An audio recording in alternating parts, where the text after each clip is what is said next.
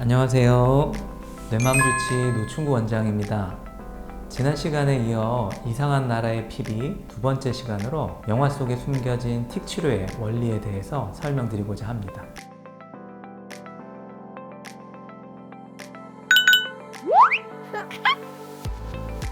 영화 속 주인공인 피비는 사람들의 틱에 대한 이해 부족으로 여러 가지 곤란한 상황들을 겪고 있습니다. 교장 선생님과 학교 선생님들은 피비를 제대로 이해하지 못한 채 피비가 하는 행동들을 문제 삼고 친구들에게 거리를 두게 합니다. 이런 학교에서의 규율과 스트레스로 인해서 피비의 틱장애는 점점 악화되어 가는데요. 틱에 대한 이해가 부족하다 보니까 실제 틱을 겪고 있는 우리 뇌마미들이 학교 선생님이나 주변 사람들에게 문제 행동을 반복하는 아이로 오해를 받는 경우가 많이 있습니다. 그래서 아이에게 틱 증상이 나타나게 되면 숨기고 감추려고 하기보다는 담임 선생님께 아이의 틱에 대해서 말씀드리고 도움을 요청하는 것이 좋습니다.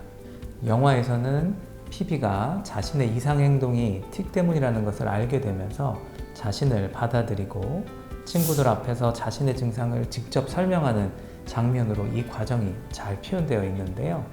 연극반 선생님이 피비에게 해주는 이야기입니다. 너 자신에게 말해봐.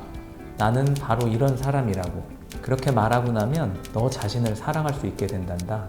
이 대사처럼 자신에 대해서 숨기거나 감추기보다는 당당하게 인정하고 받아들이는 것이 틱을 치료하는 과정에서도 정말 중요합니다. 피비는 병원에 정신과 치료를 받으러 정기적으로 다니지만 아이에 대한 이해가 없는 의사 선생님의 치료는 크게 효과가 없습니다. 실제 만성 틱장애나 뚜렛 증후군의 경우 영화에서처럼 정신과 상담이나 약물 치료가 별로 효과가 없는 경우가 많습니다.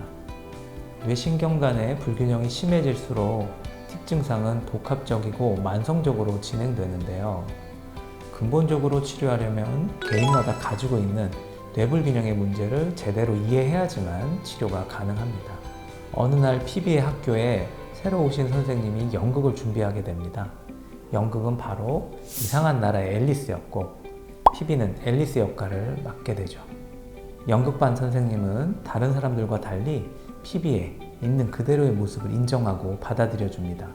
이렇게 연극반 선생님과 이상한 나라의 앨리스라는 연극을 통해서 피비는 자신의 내면에 있는 가능성들을 깨달아가기 시작합니다. 그러면서 피비의 상상 속에서는 틱 증상들이 모두 사라지고 나타나지 않게 됩니다. 아이들의 뇌 안에는 무한한 잠재력이 있습니다. 하지만 커가면서 현실의 벽이 부딪히게 되며 아이들의 뇌는 왜곡되고 불균형하게 발달하게 됩니다. 이러한 뇌의 불균형이 아이들의 틱장애와 ADHD 같은 문제들을 만들게 되는 거죠.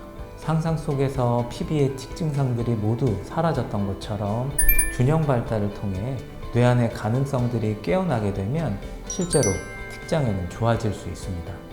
마지막으로 영화 속에서 아이들의 가능성을 잘 표현한 대사 하나를 소개시켜 드리고 마치겠습니다. 너도 언젠간 번데기가 되고 그 다음엔 예쁜 나비가 될 거야.